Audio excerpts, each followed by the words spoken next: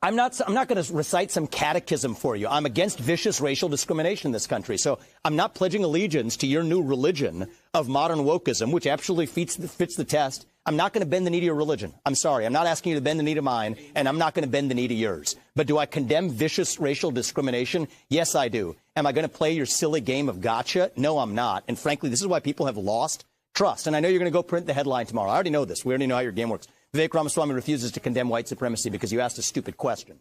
The reality is, I condemn vicious racial discrimination in this country, but the kind of vicious and systematic racial discrimination we see today is discrimination on the basis of race in a very different direction. You want to know what the best way is to end discrimination on the basis of race? Stop discriminating on the basis of race. Do that, and we're going to move this country forward. And I don't care whether you're black or white or brown or anything in between. That's how we're going to unite this country. You people have been responsible for dividing this country to a breaking point, creating a projection of national division. I meet people from the south side of Chicago to meetings like this one of every shade of melanin, multiple, from man to woman, doesn't make a difference, who are hungry for reviving unity in this country. And you, with your catechism that you try to get to politicians to whatever fake headline you're going to print on the basis of this conversation tomorrow, that's what's dividing this country to a breaking point. Shame on you. Look people in the eye and tell them what you've actually failed to tell them for the last 5 years. Own the accountability for your own failures as the media. That's how we rebuild trust in this country. And until then, I don't have a lot of patience to play the games. Back there, and then we'll... That was an amazing rant by Vivek Ramaswamy about culture wars and identity politics. This is destroying America and putting the left against the right. We should unite under one flag and work together for the benefit of the country. Let's see what he has to say next. Coming back up front here. Mr. Ramaswamy, thank you. You've expressed some illogical and dangerous positions, just about everything under the sun. But I will only bring up a few points today. Okay. Just be respectful of everyone, but we'll pick your favorite ones. Thank you. Just a few years ago, we all saw firsthand the disastrous results when a ruthless capitalist, a scam artist, a showman, and a liar with no public service experience became the president of the United States. And yet we are here again.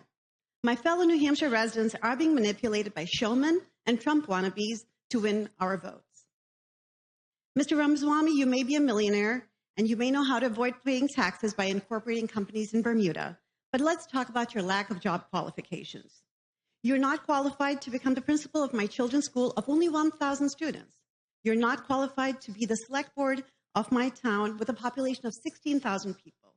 And you're definitely not qualified to run for the highest office of our nation to govern 330 million Americans. Spewing nonsensical, fast-talking, empty words, interspersed with name-dropping Thomas Jefferson and George Washington, should not be misconstrued as knowledgeable. We Americans should stop thinking that rich men who fund their campaigns and manipulate us into thinking that they're smart or savvy are qualified for the presidency, to receive the codes to launch nuclear weapons, and to become the commander-in-chief of our military forces. Yes, it's coming. Mr. Ramaswamy, if we American voters... Thank you. Look at the crowd uploading this baseless rant, accusing him of all sorts of things without any proof behind it. It's sad. It's coming. We'll let her finish. We'll give her a chance to finish. Thank you. Mr. Ends with a question mark, though. Yes. Thank you. Yeah, thank you. Thank you. You will. If we American voters keep supporting self-promoting showmen who treat the U.S. presidency or vice presidency as an entry-level position, then we, the American people, are to blame for the destruction of our democratic institutions. Please, your thoughts. Thank you. Okay. I appreciate that. Before you answer. I want to answer that. I know you want to answer, and I want you to answer. But everyone, remember, everyone's in here at the same time. You can make your point, but get to the question first. Try to. Okay. And hard questions are welcome. Just end them with the question mark is all I say. So look at, she just basically insulted him in front of everybody, and Vivek Ramaswamy is keeping all his cool, staying patient, letting her pose her question, and being respectful and nice to her and friendly to her and answering her question willingly. That's class, if you ask me. He has a great attitude against the far left. I want to destroy him. here's what I will say. What do I hear embedded in that question? there's a fundamental skepticism of somebody who comes from outside and take as an entry-level job. That was what was in your question, which I think is a valid criticism. An entry-level job to be the U.S. president. Let me just share with you one of my learnings in this campaign.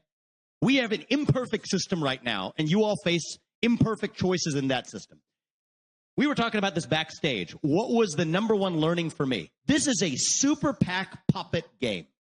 It's my number one learning coming in from the outside. You're told that candidates actually run campaigns that you fund by giving $35 contributions. Nonsense.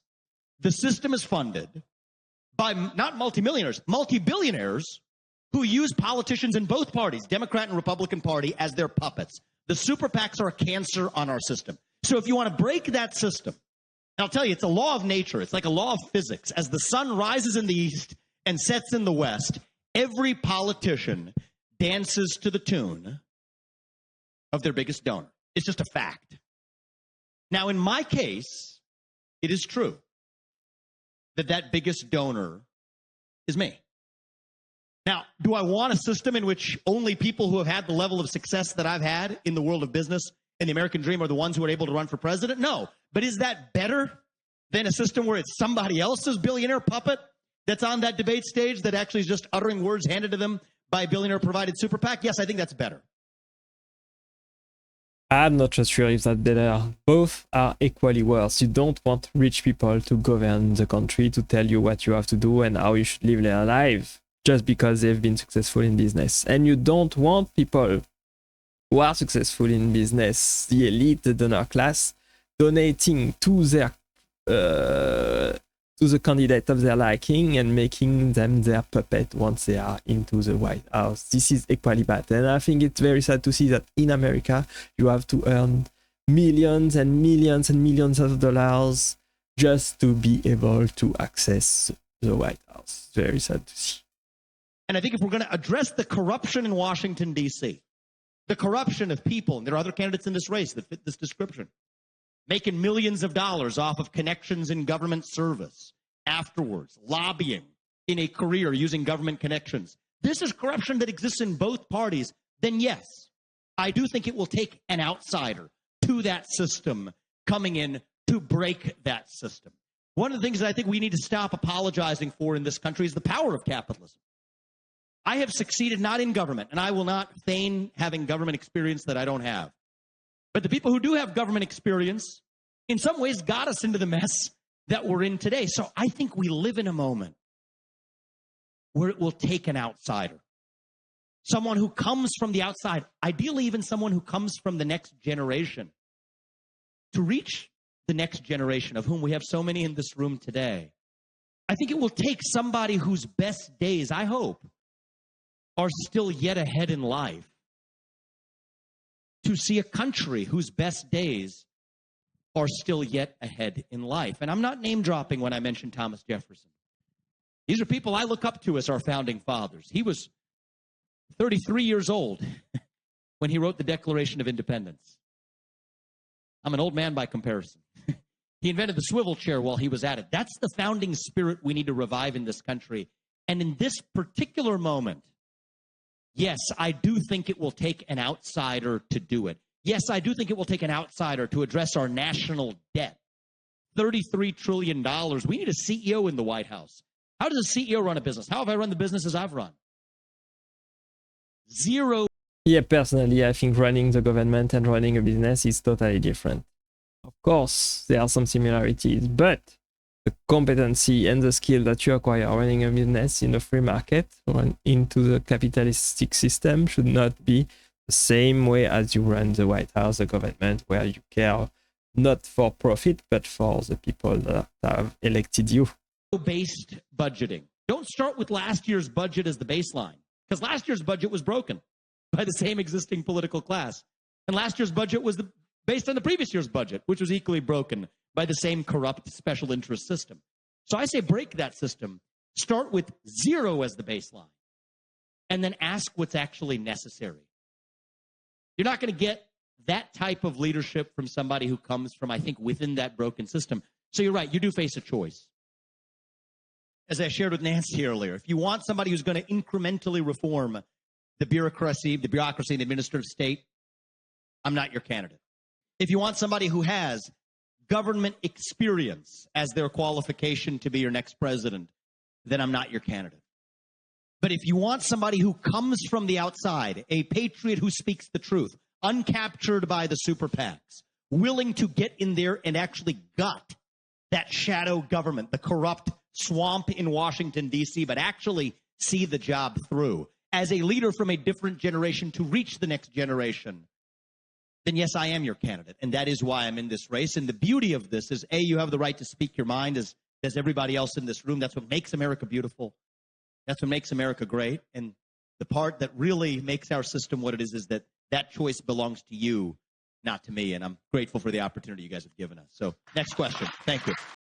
That was a great speech. I think we should fight and defend our freedom and our freedom of speech, our freedom of the press, our liberty, and freedom for enterprise to start a business and do whatever you want in the country.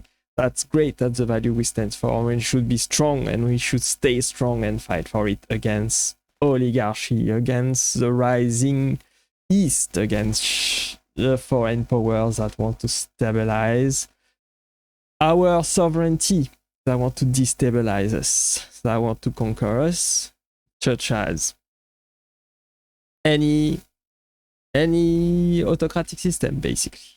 I'm thinking of Russia, China, Iran, North Korea, etc. We should stand up, be strong and stay strong and fight for our right, our freedom, our liberty.